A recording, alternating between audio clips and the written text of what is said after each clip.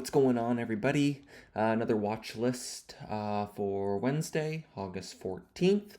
EJH, monster opportunity for me today.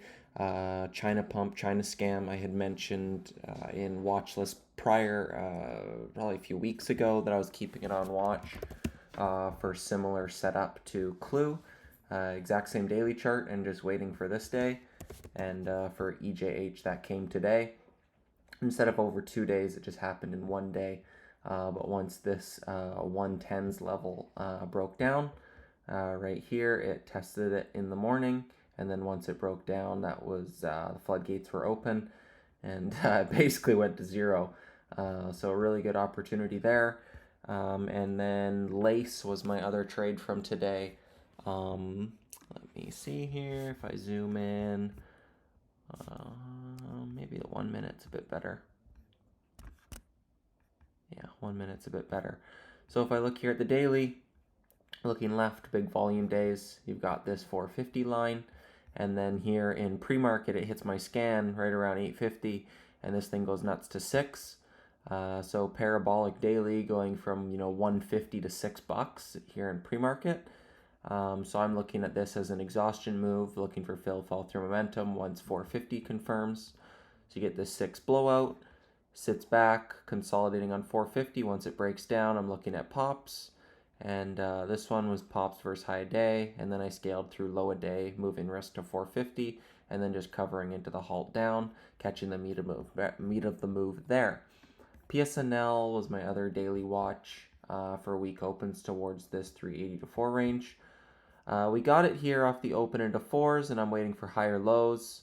Contemplated it in here, but I was focused on Lace, so I let it go. And thought, once 450 breaks, I can always get back in. And then you get this 470 right back down to low a day. I'm like, that's not a great, trend that I'd want to see.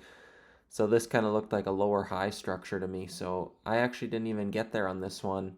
I didn't join trend on it, but now it's consolidating over the 450s. So it could be like a week open, red to green, week open, red to green. Could be kind of like that now moving forward. It's proven it can have multi-day runs, so I'll still keep it on watch. PSIG, this will be moving up to my main radar. It was a day one runner yesterday, so I put it on watch just because it's a percent gainer, and I let it do its thing, set up a daily structure, and then see what I want to do with it. It has now held over under its key levels, and now is perking back, and shorts are in a bind here. If this thing holds 230s, starts to break and build over this 250, 260 range, I think game on for a breakout liquidity trap setup. 180 million down to how many today? 7 million. So I'll be looking for a breakout trade there. OGen was looking for a gap up fill follow through. We got that for a few minutes, and it was just a few minute trade, and that's all I was really looking for on it. At this point, higher the better, waiting for volume to start to speed up.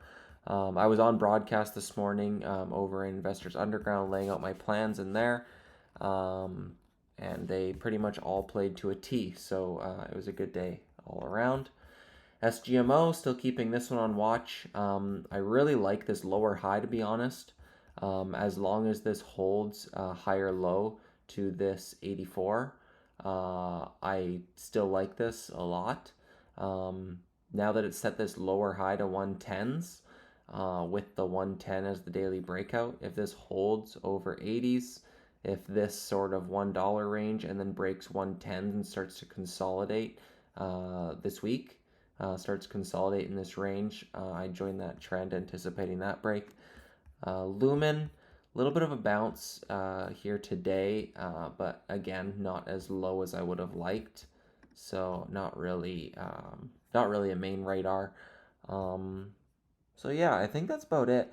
PSIG probably main watch into tomorrow.